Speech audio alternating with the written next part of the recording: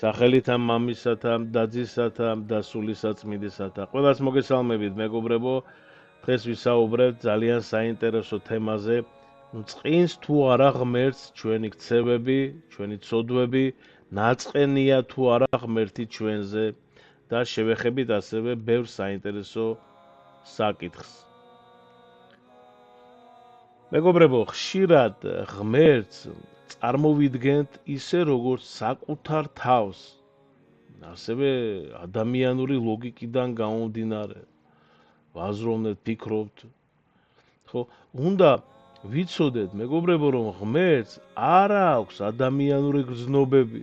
ხო, მაგალითად, როგორც არის, წყენა, ხო, განრისხვა, გაბრაზება, ან კიდე უფრო მეტიც, ხო, ადამიანს ზოგჯერ გონია, რომ ესე იგი ღმერთი დამსჯის და შურიზიება და ასე შემდეგ. მეგობრებო, ამას ქვია ანთროპომორფიზაცია, ანთროპომორფიზმი. ეხლა რა არის ეს ანთროპომორფიზმი? ეს დაიმახსოვრეთ ეს სიტყვა, იმიტომ რომ ეს სიტყვა დაიმახსოვრეთ რა, უბრალოდ რომ იცოდეთ უბრალოდ ამის მნიშვნელობა, იმიტომ რომ ძველ აღთმაში მაგალითად ძალიან ბევრჯერ არის ეს მაგალითად ღმერთმა ინანა, ხო, ღმერთი შეცვალა თავისი აზრი, ღმერთი უყურებს, ღმერთმა მოისმინა, ხო, ღმერთი, ეს ყველაფერი მეგობრებო, რა თქმა უნდა ვიცოდეთ, რომ ეს არის ღმერთს არ აქვს, ხო, არც თავი, არც თვალები, არც ყურები, არც ფეხები, არც ხელები, ხო. ანთროპომორფიზაცია რა არის, იცით, მოკლედ და მარტივად და უბრალოდ სიტყვებით რომ გითხრათ, ხო, გასაგები რომ იყოს, ეს არის როცა ღმერთს ადამიანურ თვისებებს ვაწერთ და გონია რომ ესე იგი ღმერთსაც აქვს ხელები, ის ფიქრობს, ის იცვლება და ასე შემდეგ. ეს ასე არ არის ნამდვილად. ღმერთი უცვლელია. ღმერთი არ იცვლება ჩვენი საქციელების გამო, ხო, საქციელის გამო. ჩვენ როცა მაგალითად პატიებას თხოვთ, ხო? ღმერთს კი არ ვცვლით, საკუთარ სულს კურნავთ. ლოცვა, თამდაბლობით და გულწრფელი, თქვა განზრახვით ცვლის ჩვენში დამოკიდებულებას, ცოდვის მიმართ. ხო, მე სპეციალურად საუბრობ ნელა აუჩქარებლად, ხო, მეგობრებო, რომ უფრო გასაგები იყოს, ვცდილობ რომ მარტივი უბრალო ენით რომ ესე იგი ეს ყველაფერი მოგაწოდოთ და რამე თუ გაუგებარია, ისე თქვა დავსაუბრობ, შენდობას თხოვთ ბოდიშით, მაქსიმალურად ვცდილობ რომ ესე იგი გასაგები უბრალო ენით რომ იყოს. ნახეთ, ჩვენ როცა ნახეთ მისგან პატიებას ვითხოვთ, ხო, საკუთარ სულს კურნავთ. ღმერთს კი არ ვასწორებთ, ასე თქვა. ეხლა როგორი უნდა იყოს, მეგობრებო, ჩვენი თხოვნა და ლოცვა? ნახეთ, ჩვენი ლოცვა უნდა იყოს ასეთი. უფალო, სუსტი ვარ, მაგრამ დამეხმარე, რამდენადაც შევძლებ, რომ აღარ გავიმეორო ესა თუ ის ცოდვა. აღარ შევხედო, თქვათ, სამსახურში გოგოს ან ქალს, აღარ შევხედო, თქვათ, გათვალე არ გამექცეს, ასე თქვათ, შევხედო იმ მამაკაცს, ხო, როცა ოჯახში ქმარი ყავს და ამ პირიქით, ხო, როცა ცოლი ყავს, თვალი არ გაიქცეს. კი ბატონო, ეხლა ადამიანი ვარ, კიდე ერთხელ ვიმეორებ, სუსტები ვარ, მაგრამ თუ გაგვექცა თვალი ან სხვანაირად შევხედეთ, ასე თქვათ, ან კაცს, ან ქალის შემთხვევაში მამაკაცს, ავარიდოთ უცებ თვალი და გულში თქვათ, უფალო იესო ქრისტე შემიწყალე მე. უფალო ან უფრო მოკლე, უფალო შემიწყალე. ასევე არ შეგვიძლია, ასევე უნდა ვთხოვოთ, რომ უფალო სუსტი ვარ, მაგრამ დამეხმარე, რამდენად შევძლებ, რომ აღარ გავიმეორო ეს ცოდვა, რომ თქვათ, მე მეზარება, რომ დილად დავდგე და ლოცვა, თქვა დილის ლოცვა, იმიტომ რომ იქ უნდა ვჭამო საწმელი მივს, ან უფრო 15 წუთი ან 10 წუთი მეჩვენია რომ დავიძინო. უფალო დამეხმარე, რომ მომეხმარა, მომეცი ძალა, რომ დავძლიო ეს, რომ შევძლო. ან ეგ არ შეგვიძლია ჩვენ მაგალითად ყოველდღიურ ცოდვებს ჩავდივართ, ხო, ეს არ შეგვიძლია ჩვენ რომ არ განვიკითხოთ იქ მეზობელი, თქვა და ისე აი გაიარან მანქანა სხვადასხვა დააყენან, ნახე.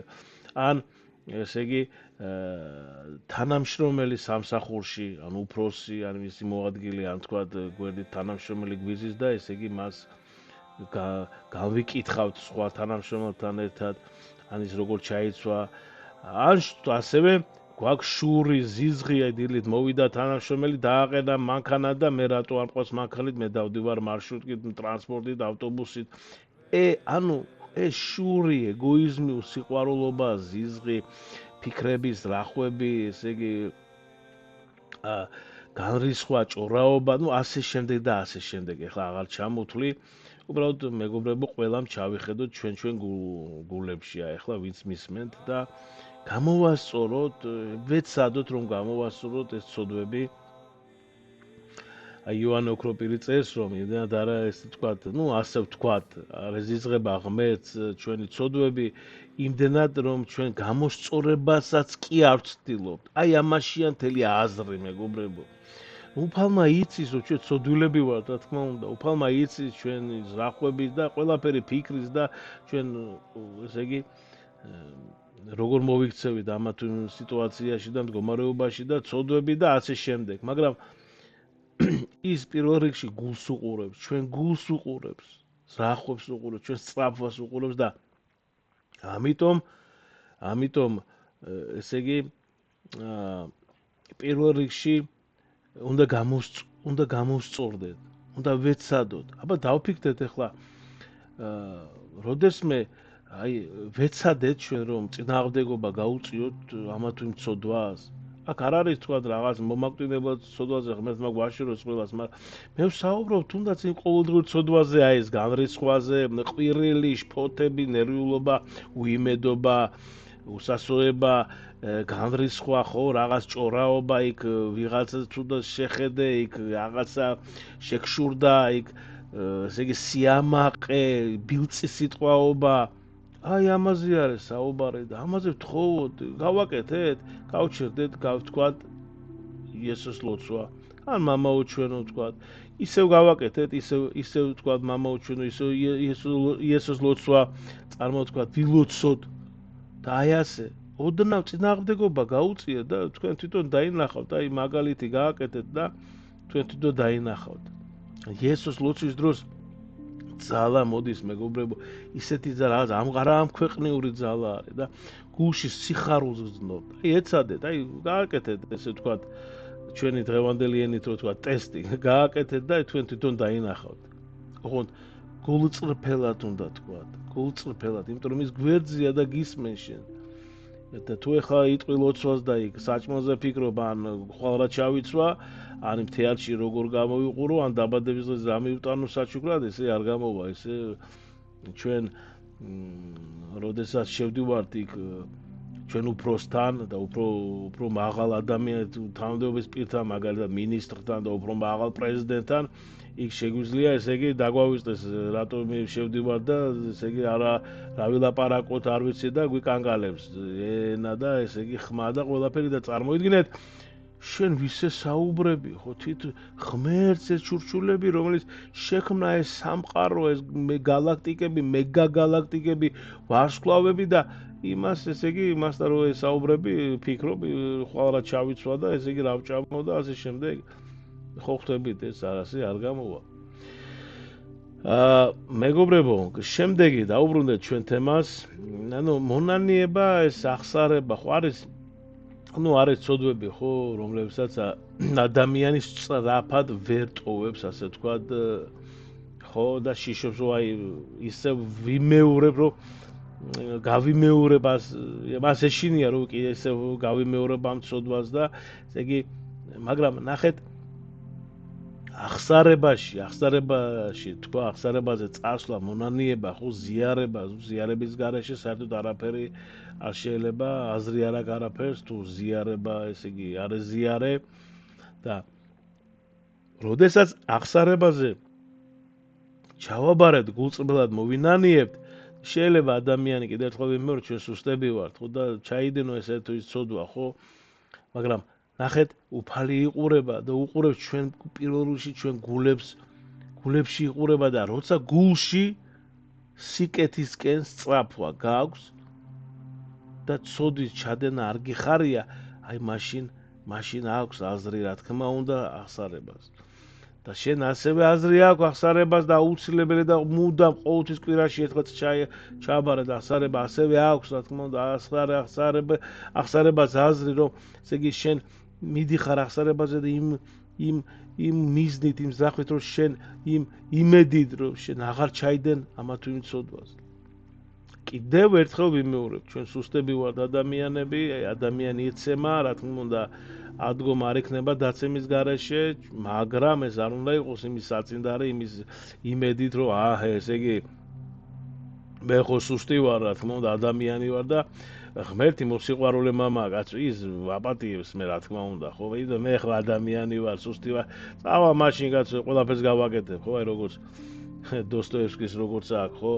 გახსოვთ, ესე იგი დოსტოევსკი როგორ ამბობს, რომ თუ ღმერთი არ არსებობს, მაშინ ყველაფერი ნებადართულია, ყველაფერი დაშვებულია, თუ ღმერთი არ არსებობს და მაშინ თუ არ არსებობს, გავაკეთოთ ყველაფერი, ხო? აი ათეისტებს უთხრათ, რომ თუ ღმერთი არ არსებობს, წადი მაშინ რატო ცხოვრობ? ხო, გააკეთე ყველაფერი. ეს თემა ახლა შორს წაგვიყვანს, სხვადასხვა და ძალიან საინტერესო საკითხი არის ესეც. მეგობრებო, გავაგრძელოთ, ნახეთ, ღმერთთან მისვლა მხოლოდ აღსარების გზით არ ხდება, მეგობრებო. რა თქმა უნდა, აუცილებელია აღსარება და ზიარება. მის გარეშე კიდევ ერთხელ ვამბობ, აზრი არ აქვს არაფერს. ხო, ან ესე იგი თუ ასევე სიყვარული არ გაქვს და ესე იგი სიყვარული თუ არ გაქვს, საერთოდ არაფერს არ ზიარავს, ხო? არც ლოცვას, არც მარხვარს, არც ზიარებას, რომ სიყვარული, თვით ღმერთი არის სიყვარული და ის უყურებს ჩვენ გულებს პირველ რიგში. და აი ჩვენ რომ დავიწყეთ, ხო, აღსარებით გზით არ ხდება, ანუ მონანიება ყოველდღიური უნდა იყოს, ადამიანი უნდა სინანული ქონდეს ყოველ დაცემაზე, ყოველ ცოდვაზე. ღმერთს უნდა უთხრათ, შემიწყალე უფალო, შემიწყალე უფალო, უფალო იესო ქრისტე, შემიწყალე. აი თუნდაც ახლა თქვა არ შეგეძლოთ თქვა კონკრეტული ცოდვის დასახელება, მაინც თქვი უფალო შემიწყალე მე და თუ შეიძლება ისიც ესე იგი ვიზეც გული მაქვს დამძიმებული, ვიზეც გაბრაზებული ხარ, აი ვერ ვიტან, ხო, აი ქართველებს გვაქვს ჩვენ ეს ვერ ვიტან იმ ადამიანს, ესე რომ იტყვი, როგორ მიყურებს, ან ზოგჯერ გვამბობს, აი ვერ ვიტან, ეს ადამიანი რას გავს, როგორ შეიძლება ასე საუბარი, ხო? იმის გულში ხარ შენ, იმის თქვა რა აქვს იმას გულში, ხო? ისე შეიძლება ის 10 ჯერ და 20 ჯერ შენზე უკეთესი ადამიანია, უკეთესი ადამიანში გულისხმობ, რომ ღვთის სათნო არის, მორწმუნეა, დადის, ასე შემდეგ და ასე შემდეგ. ამიტომ არ შეიძლება ეს. მეგობრებო, ქრისტემ ჯვარზე არ თქვა ისინი მე მაწყენინეს, არამედ მან ილოცა, მამაო მიუტევე მათ. და გახსოვთ 64-ში პირველი ვინ შევიდა?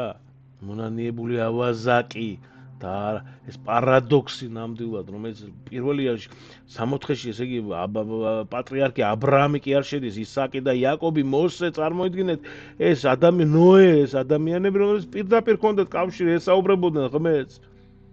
და შედის პირველი შედის 64-ში ავაზაკი. რატომ? იმიტომ რომ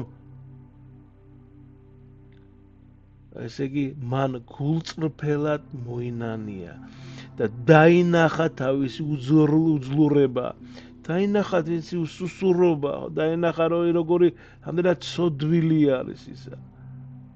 და ასევე მეგობრებო, ეს ჩვენი სენი, ეს როგორც ხშირად ვამბობ ჩვენ, სულიერი კიბო, ეს არის სიამაყე ეს ამპარტავნება და ასე შემდეგ.